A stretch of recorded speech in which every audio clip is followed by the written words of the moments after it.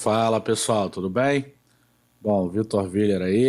Semana publicamos mais um comentário de conjuntura, né, aqui no Clube AM. Dessa vez a gente vai falar sobre tentar, né, vislumbrar aí o impacto da segunda onda, né, da pandemia sobre o nível de atividade, né? Já fez aqui alguns comentários sobre a pandemia, né, sobre o coronavírus. E hoje eu vou falar aqui um pouco sobre o impacto disso no nível de atividade.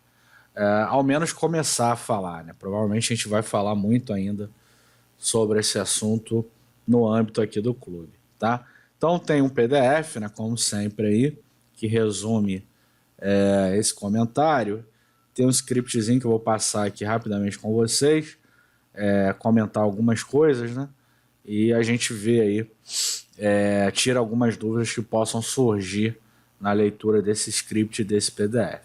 Bom, os dados aqui, ó, eu estou coletando lá do site da ONS. Ele não é muito amigável, né? Ele vem com essa carinha aí. Os dados que você coleta lá da ONS, né? A data aqui, por exemplo, ela vem nesse formato. Então a gente tem que fazer aí algum tratamento. E aqui é a carga de energia lá em megawatt médio, né? Megawatt médio é uma unidade de medida brasileira, né? Que tem aí alguma técnica para ser convertida para as unidades tradicionais, tá? Mas é a métrica lá que a ONS usa e é bastante utilizado no mercado de energia, tá bom? Bom, vamos lá. O scriptzinho é esse aí, ó, consumo underline energia, que está aqui embaixo. A gente carrega aqui alguns pacotes e eu já leio esse arquivo, é um arquivo XLSX, né, com a função read Excel. Faço pipe aqui, já crio, ó, na linha 14 uma nova coluna, que na verdade é a mesma coluna lá do date, né, então ela vai substituir, que lê esse tipo de data, né. O que eu faço aqui? Eu uso aquela função parse date time do pacote lubridate e coloco order aqui, ó, dia, mês e ano, né? Que é basicamente a ordem que está aqui, tá? E aí fazendo isso, dou Ctrl Enter, né? E aqui no data, vamos ver como é que ficou, ele vai ler a minha data dessa forma. São dados diários, né? De consumo, né? De carga de energia, tá? E aí tem um probleminha aqui nesses dados, que se vocês fizerem essa função aqui supply, né, vocês vão ver que na coluna, desculpa, carga, tem um NA, tá?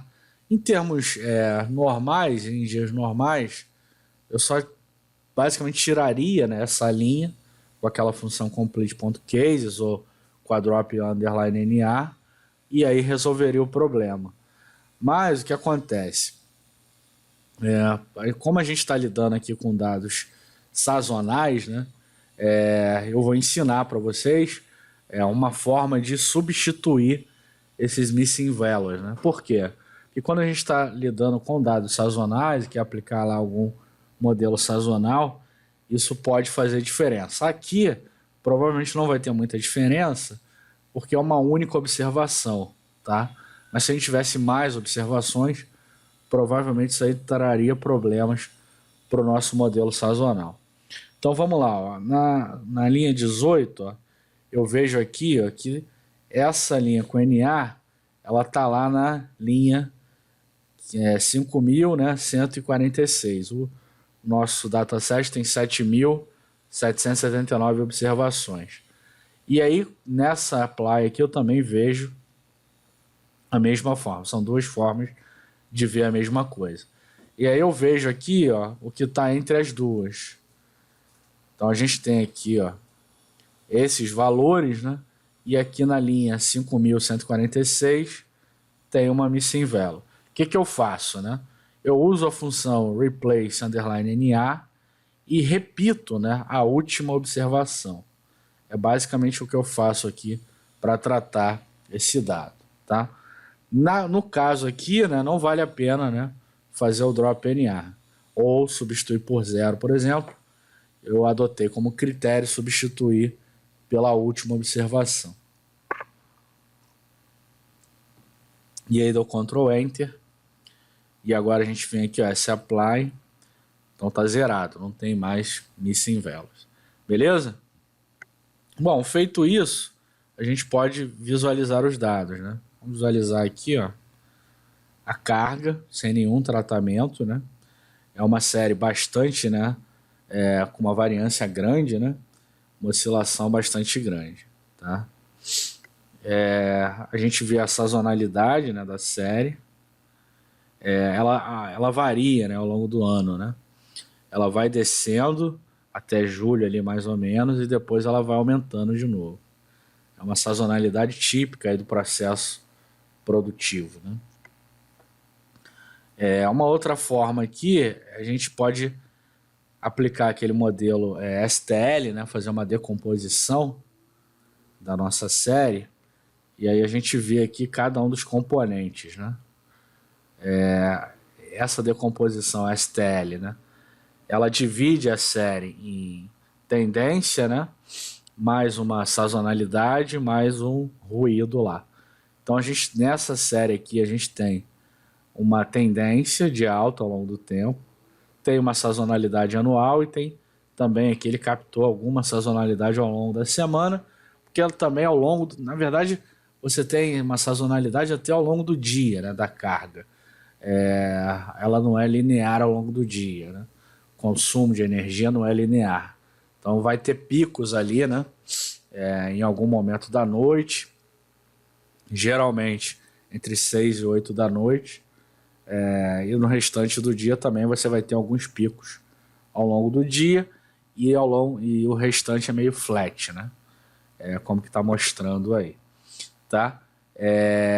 Bom, então essa aí é a decomposição.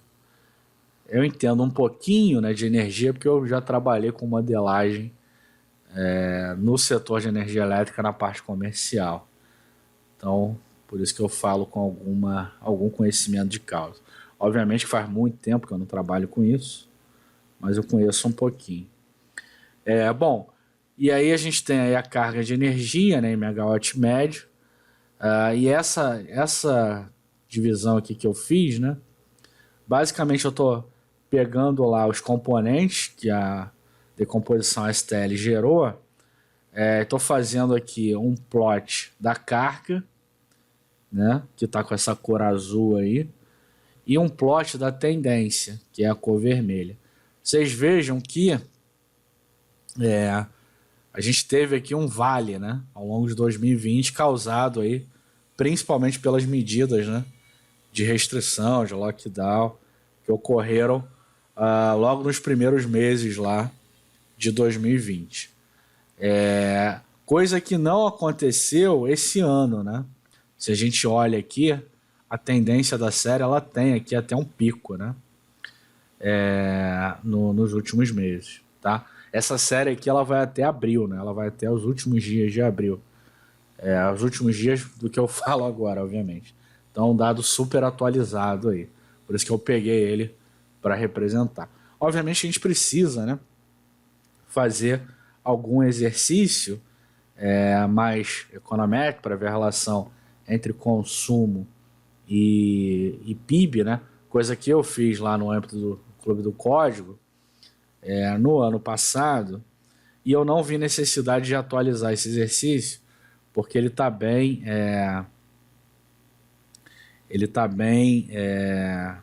bem completo, tá? Esse exercício aqui eu vou deixar aí também como dentro, né, do material, né, que é a relação entre consumo de energia e crescimento do PIB.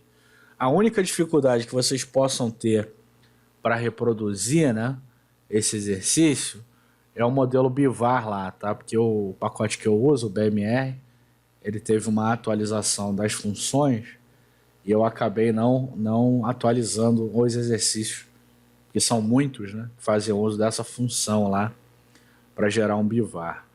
Mas o restante do exercício, bom, ele está lá no âmbito do clube, não é ideia para esse comentário reproduzir esse exercício, mas ele fica aí como uma espécie de leitura complementar, né, do exercício e traz exatamente o que eu estou falando, né? Existe uma elasticidade, né, entre consumo de energia e, e crescimento do PIB, né? Para quem é da área sabe dessa relação, ela é mais ou menos próxima à unidade, né? Óbvio que ela tem uma variância, mas ela é muito próxima à unidade, né?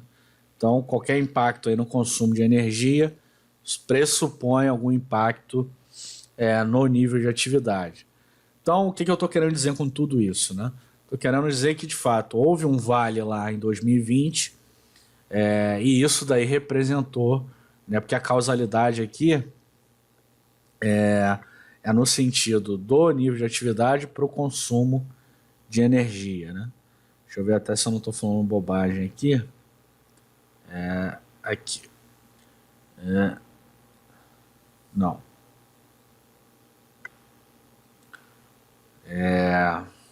Eu coloquei aqui o exercício que a gente publicou no ano passado, né? Consumo de energia e crescimento do PIB.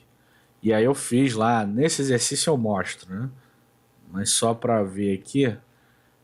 Então, os resultados encontrados sugerem que é uma causalidade no sentido do PIB para a carga de energia, né? O que é meio óbvio, né? O PIB, né, tem precedência temporal sobre o consumo de energia. Então, quer dizer, se a gente está vendo aqui que houve um vale na carga de energia, e a gente vê isso antes do PIB, porque o dado de energia é um dado diário, né? Então ele sempre vai estar disponível antes do nível de atividade, obviamente ocorreu lá um problema com o nível de atividade. E aí, como esse impacto é meio que 1 para 1, né? A elasticidade lá é próxima da unidade, a gente viu que de fato houve uma queda feia, brusca lá no nível de atividade no ano passado. E aqui, né, em 2021, a gente não vê isso nos dados, né? A gente vê que de fato o consumo ele não tem um vale, né? Pelo menos com os dados aí até abril, né? A gente teve diversas restrições nos diversos estados. Como esse dado aqui é um dado agregado, né, para o Brasil todo, pode ser que tenha tido um comportamento diverso em uma região ou outra. Fica como exercício, né, para quem quiser fazer essa desagregação pelos dados lá da ONS, que dá para fazer isso pelas regiões, né? Mas aqui a nível nacional a gente não vê esse mesmo comportamento que a gente viu no ano passado. Então quer dizer que o tombo não foi tão grande para o nível de atividade quanto foi no ano passado. Corroboram com isso, eu coloco lá no post que está disponível, né, no site, o seguinte: os 2 primeiros meses lá do IBC-BR, que a gente destrincha lá no nosso curso de análise de conjuntura, eles vieram positivo na margem, né? Vieram 1,25 e 1,70 na margem nos meses de janeiro e fevereiro. Então, quer dizer, a gente tem aí algum indício de que o primeiro trimestre não teve tanto problema. Provavelmente a gente vai ter algum problema em março, mas se o consumo de energia é uma boa proxy, né, esse março aí não foi tão ruim quanto o março do ano passado. Beleza? Então é basicamente isso que eu faço, né, aqui nesse comentário. Para terminar, né, eu faço aqui a mensalização dos dados, né? Uso lá aquela função floor date, né? E também dessazonalizo lá esses dados da carga, de modo que a gente consiga gerar um gráfico como esse daí. Tá? Aqui eu estou fazendo um filtro, né, a partir lá de janeiro. Então a gente vê aqui um aumento, né, da carga, mais ou menos lá no final de março, início de abril, até aqui, né? Isso a carga dessazonalizada. Tá bom? Então é isso. Eu acho, né, que a gente não vai ter, por esses dados aí de consumo de energia, que é uma variável muito importante, né, para nível de atividade. Então, para definir nível de atividade. Então, me parece que o tombo esse ano não vai ser tão grande quanto o tombo que a gente teve no ano passado. A conferir, obviamente. Faço um disclaimer aqui final, né?